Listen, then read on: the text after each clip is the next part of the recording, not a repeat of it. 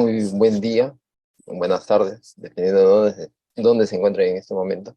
Muchas gracias a Abel, muchas gracias a Nicola que me permiten exponer, ¿no?, el trabajo que se viene realizando, que en este caso no es forense. Nosotros todavía estamos en la posición arqueológica porque estamos encontrando los cadáveres, por decir de este modo, ¿no? Estamos realmente en un inicio, a gran diferencia de lo que ya viene realizando tanto Abel como Carlos y otros investigadores fuera del país, fuera de Perú.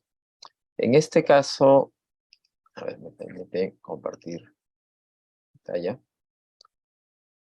Lo que tenemos es un panorama general, no es muy puntual porque son obras sumamente inmensas las que se han venido encontrando, pero al menos nos dan un atisbo de lo que se ha venido desarrollando dentro de nuestra región.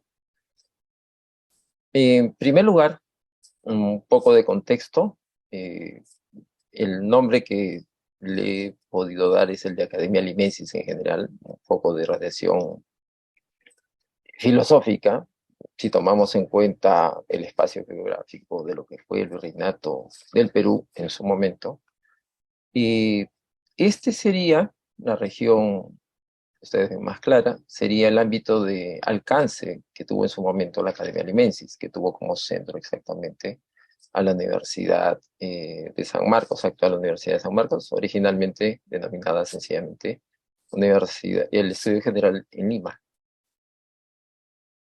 que tuvo su primer punto de trabajo propiamente en el convento dominico, ubicado en Lima, en el convento de Nuestra Señora del Rosario. Pues teniendo ese pequeño espacio inicial, un poco de contextualización, paso a indicar lo siguiente, ¿no? Que el traslado de la filosofía hacia América se va a hacer de manera formal, propiamente, a través exactamente, perdón, a través de la fundación exactamente del Estudio General, allá en 1551, en el recién creado Virreinato del Perú, que es en 1542. Hay un lapso de tiempo muy corto, pues, exactamente para establecer un centro de estudio. Se disputa, sí, actualmente sobre cuál fue la primera universidad, que no es tan relevante, pero sí es de importancia que vamos en paralelo junto con lo que se viene realizando en México, en el Virreinato de México, porque allí ya hay propiamente una producción filosófica que nos antecede.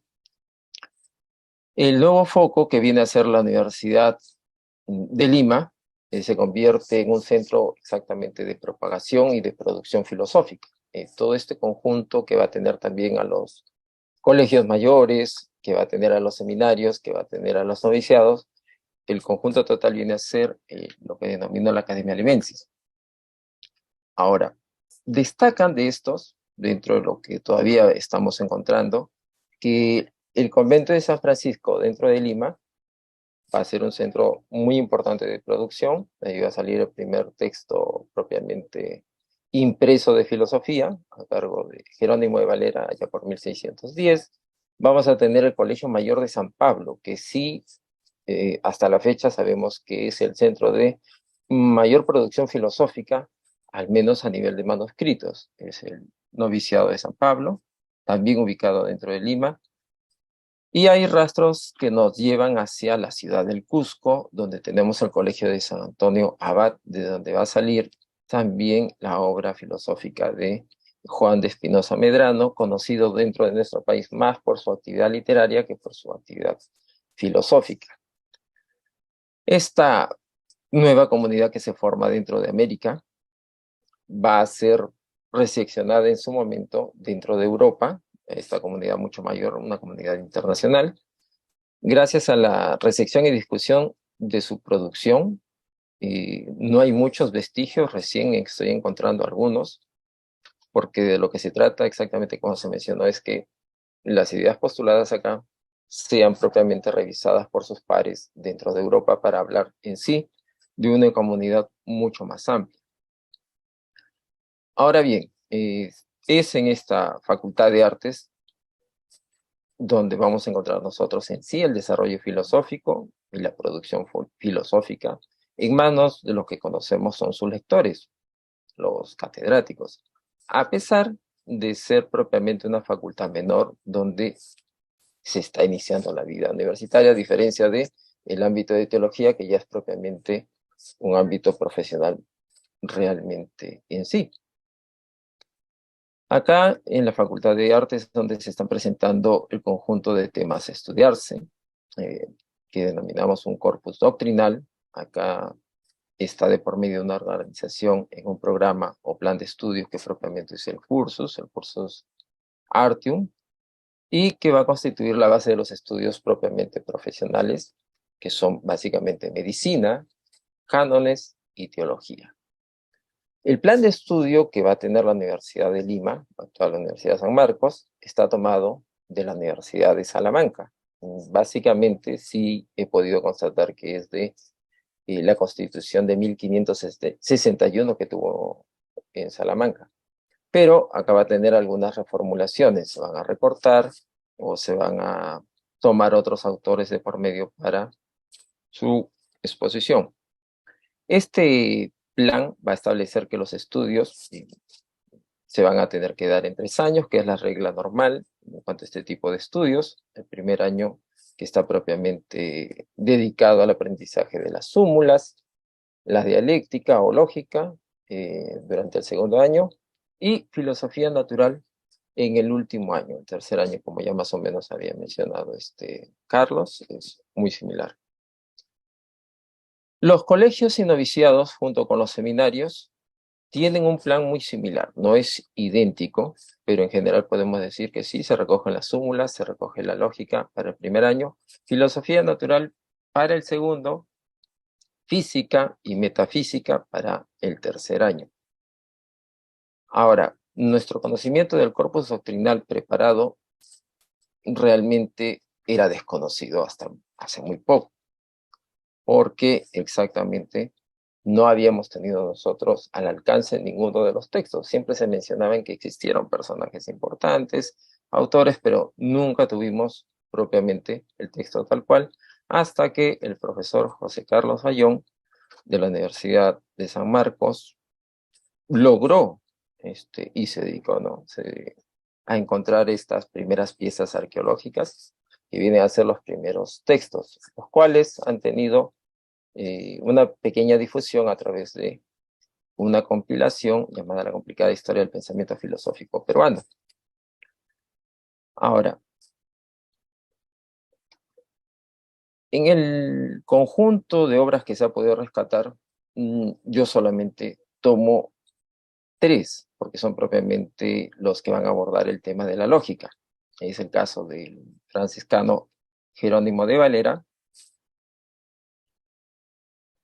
ese es un impreso del año 1610, salido acá propiamente de Lima, mientras que tenemos por otra parte el curso filosófico del jesuita Ildefonso de Peñafiel, que en realidad llegó a culminar de escribirse allá por 1632, de acuerdo a lo que se ha podido dirimir, pero en realidad va a tener su publicación en la ciudad de León allá en 1653, es decir, que median más de 20 años realmente para su publicación.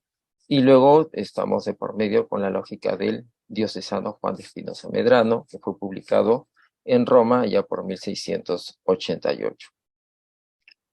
Y lo poco que se ha podido estudiar hasta el momento, se puede determinar que el fray Jerónimo de Valera y Ildefonso de Peñafiel, junto con Espinosa Medrano, son representantes de 3 corrientes importantes del pensamiento filosófico. Tenemos al escotismo, con fray Jerónimo de Valera, tenemos al jesuita Peñafiel, lindando dentro del nominalismo, a pesar de que indique que no lo es, y Espinosa Medrano defendiendo propiamente tesis tomistas.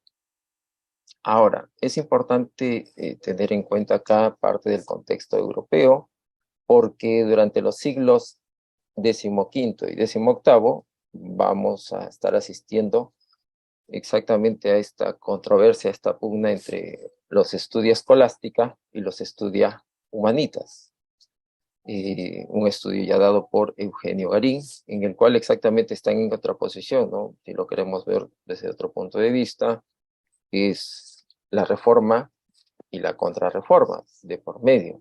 Tenemos también una manera de decir que es el pensamiento moderno que ya se está plasmando y tiene al principal defensor René Descartes, frente a lo que están realizando todavía estos autores en la línea plenamente escolástica en cuanto a su metodología de exposición. En estos estudios humanitas, ¿qué es lo que tenemos? En realidad es la tradición que se está abriendo desde París con Rodolfo Agrícola y con Pedro Ramos, cuyos cursos de artes propiamente son los que tienen mayor relevancia e impacto dentro de Francia, Alemania, Italia, Suiza y Holanda. Por otra parte, Walter Regmo nos informa también que el traspaso de lo que es la lógica hacia nuestras latitudes se puede decir que va a tener dos modelos propiamente. Este viene a ser el de la escolástica como tal, o escolástica terminista, es la primera que estaría llegando hacia estas latitudes, y luego tenemos ya aquella que ha sido propiamente afectada por esta confrontación con los modernos. Es una lógica moderna o una escolástica modernizada, lo cual va a marcar diferencias que sí se pueden apreciar en los textos que se han podido revisar y están a nuestro alcance. Y lo más relevante allí que se tiene, por ejemplo, es la estructura que está respondiendo al modelo comentatorio que correspondería exactamente a esta primera fase. Vamos a tener citas literales, digamos, pequeños extractos, y luego viene un comentario propiamente. Ese es el caso del curso de arte de Fray Jerónimo de Valera, la cual, así, habiendo hecho el cotejo, tiene una gran similitud, digamos, estructural a lo realizado por Domingo de Soto o a la de Alonso de Veracruz allá en México. Es decir, ellos son los primeros autores que están propiamente aceptando esta crítica que se dio por parte de Rodolfo Agrícola y de todos los humanistas en decir que era una obra que correspondía a la lógica propiamente, era una obra muy tediosa, con un latín muy enfarragoso y con una escrupulosidad ya rayano en lo banal, en lo fútil. Y es por esto que hay reformas, propiamente la exposición, se van acortando, se toman los puntos más esenciales para pasar a su comentario. El segundo modelo, que es ya la lógica reformada, modernizada, tiende sí a simplificar exactamente el total del cuerpo doctrinal, se adjuntan unas cuantas secciones de algún otro autor, pero básicamente a lo que se pasa, es decir, se define esto o se toma esto de esta manera, pero nosotros planteamos la definición de otro modo. En este conjunto de disputas de presentar tesis, argumentos y contraargumentos. Pero pasando propiamente a hacer un paralelo de lo que es más relevante dentro de estos estudios, porque realmente eso es lo que desconocemos, qué es lo que se debatía propiamente, y siguiendo el lineamiento de lo que hay dentro de la lógica, vamos a tener nosotros el trabajo dentro de las súmulas, la dialéctica y los comentarios a los textos aristotélicos. En cuanto a las súmulas,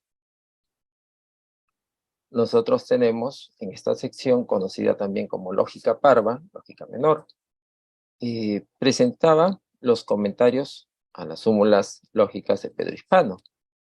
De acuerdo a la Constitución de 1584 de la Universidad de San Marcos, se tenían que estudiar los términos y sus propiedades, las proposiciones, los exponibles, que vienen a ser las proposiciones compuestas, así como los silogismos.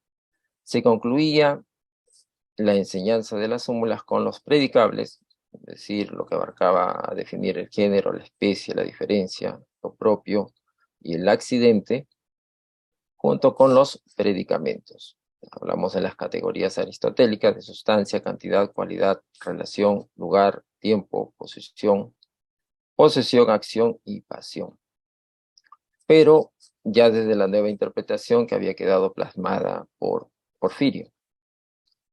En los hechos, porque eso es lo que está en los documentos, pero realmente en los impresos que tenemos a mano, que es lo que nos da cuenta, es que las súmulas en realidad estuvieron restringidas a abordar exclusivamente los términos, las proposiciones y los silogismos, todos considerados dentro de lo que se denominan las tres operaciones del intelecto: la simple aprehensión, el juicio y el raciocinio.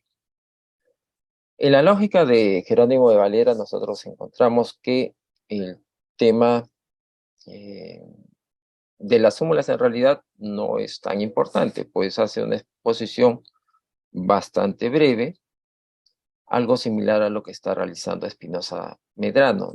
No son compendios excesivos, mientras que el de Ildefonso de Peñafiel sí es quien va a tener la mayor amplitud en cuanto a desarrollar el tema de las súmulas.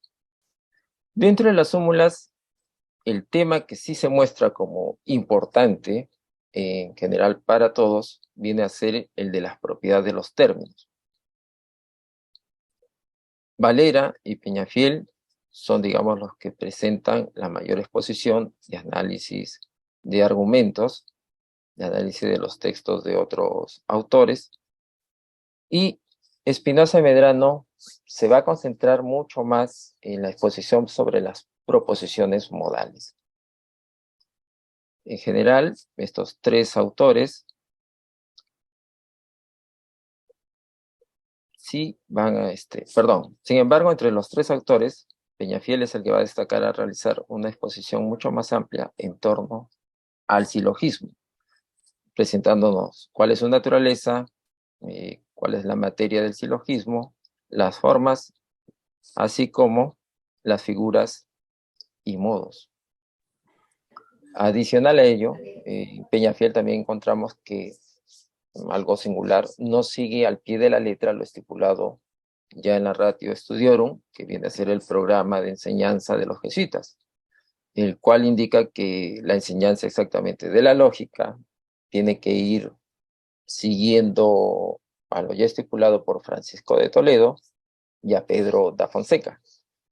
Mientras que lo que encontramos exactamente en el texto es que él está contendiendo propiamente contra estos autores y otros adicionales. Es decir, no está siguiendo la línea planteada originalmente. Incluso un autor de mucha relevancia dentro de Ildefonso de Peñafiel es contender con Pedro Hurtado de Mendoza, lo mismo que con su seguidor Rodrigo de Arriaga, a pesar de que ambos son nominalistas y a Ildefonso de Peñafiel también se les indica como partidario de esta doctrina en singular. En cuanto a la dialéctica o lógica mayor, de acuerdo con lo establecido por la universidad, esta estaba dedicada a explorar los textos aristotélicos de Interpretatione, analíticos primeros y analíticos segundos. Y es aquí donde se hace notorio que se han dejado de lado los comentarios a los tópicos y a las refutaciones sofísticas que estaban plasmadas en la Constitución de la Universidad de Salamanca, de la cual se supone hay una copia para poder realizar las enseñanzas dentro de la universidad acá en Lima. Sin embargo, la dialéctica o lógica mayor, conforme a los textos que están a nuestro alcance, recogió principalmente los comentarios de Porfirio Aristóteles, es decir, que se está abordando propiamente la problemática de determinar qué es la dialéctica, qué es la lógica, abordar el problema de los universales, los predicables y los predicamentos. Y hay un caso particular en el cual se adiciona el tema de los entes de razón, que este es propiamente dado en el curso por Jerónimo de Valera. Peñafiel también cuenta con un tratado semejante, pero no lo está plasmando dentro de este primer año de estudios, sino que lo va a remitir a una obra para estudios posteriores, estudios teológicos, donde allí sí se explaya propiamente sobre esta temática del ente de razón. Pues en este curso de teología se están abordando la mayor parte de cuestiones metafísicas. Sin duda va a ser el jesuita Ildefonso de Peñafiel quien se centra mucho más en todos los temas de lógica. ¿Por qué? Porque el voluminoso texto que él tiene, más de 700 folios, él le dedica 120 a esta sección. En paralelo o en comparación con lo que ha hecho Valera, Jerónimo de Valera o Espinosa Medrano, es el doble. En Jerónimo de Valera encontramos que el tratamiento con respecto a la lógica solamente se está dando en 52 folios, mientras que el de Espinosa Medrano se desarrolla en una totalidad de 61 folios. Ahora, ¿cuál es el tema de interés, el que es más debatido? Propiamente es el problema de los universales en este conjunto de obras. Pero vamos a ver primero lo que corresponde a los otros tópicos que se tienen que revisar dentro de esta sección. Para Valera y Espinosa Medrano, no es un tema complejo el dilucidar acerca de lo que es la lógica. Sin embargo, para Peñafiel, sí es necesario poner un énfasis mayor en hacer un análisis amplio para determinar el estatuto que tiene, si es una ciencia especulativa o es una ciencia práctica, discutiendo con profundidad en torno al objeto formal de la lógica. En cuanto al tema de los... 5 minutos. Ya, ok. En cuanto al tema de los predicables, vamos a tener que va a ser Espinosa Medrano quien genera una exposición mucho más amplia, principalmente en cuanto a lo que es el género, mientras que Jerónimo de Valera y Ildefonso de Peñafiel van a hacer una exposición mucho más amplia en cuanto a la diferencia.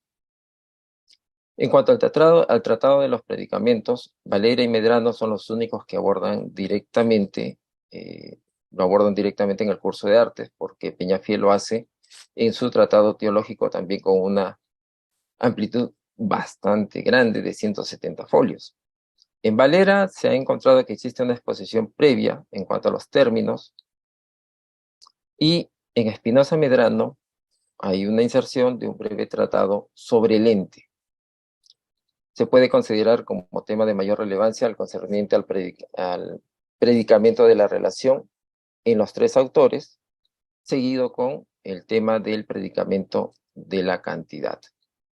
Y sobre los universales, el punto de mayor relevancia viene a ser el de si existe una naturaleza común en Peñafiel, porque es una discusión que va a tener contra los escotistas. El segundo ámbito de mayor importancia viene a ser en sí sobre la universalidad formal.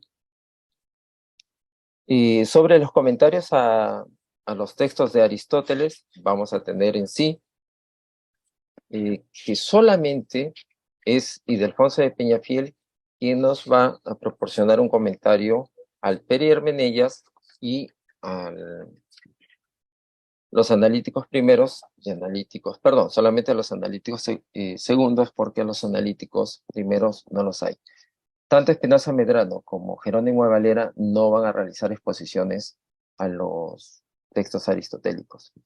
Acá, y ya para concluir, lo que podemos destacar es lo siguiente, que de un lado hay una reformulación parcial de lo que se estaba estudiando dentro de Salamanca, se supone que estamos asumiendo el modelo copiado desde esta principal universidad dentro de Europa. Y por otra, es que hay un debate interno dentro de nuestra propia comunidad filosófica, porque Spinoza Medrano, que es el posterior, indica tanto sobre las posiciones de Ildefonso de Peñafiel como de Jerónimo de Valera, y estos a su vez hacen referencia a la producción filosófica de México a través de Alonso de la Veracruz y Antonio Rubio, sin descuidar también la producción filosófica prácticamente actual de su momento, que viene dado con Domingo de Soto, pero principalmente con Pedro Hurtado de Mendoza y Rodrigo de Arriaga, porque es una pugna por contrarrestar el avance del nominalismo. Esto es lo singular. He podido detectar también en su momento que las voces de estos filósofos, al menos el de Ildefonso de Peñafiel, sí tiene réplica dentro de algunos jesuitas en España, en Alemania y en Praga, lo cual significa que sí hay un impacto real de lo propuesto desde estas latitudes hacia el ámbito externo, hacia el ámbito internacional. Eso para redondear la idea. Gracias.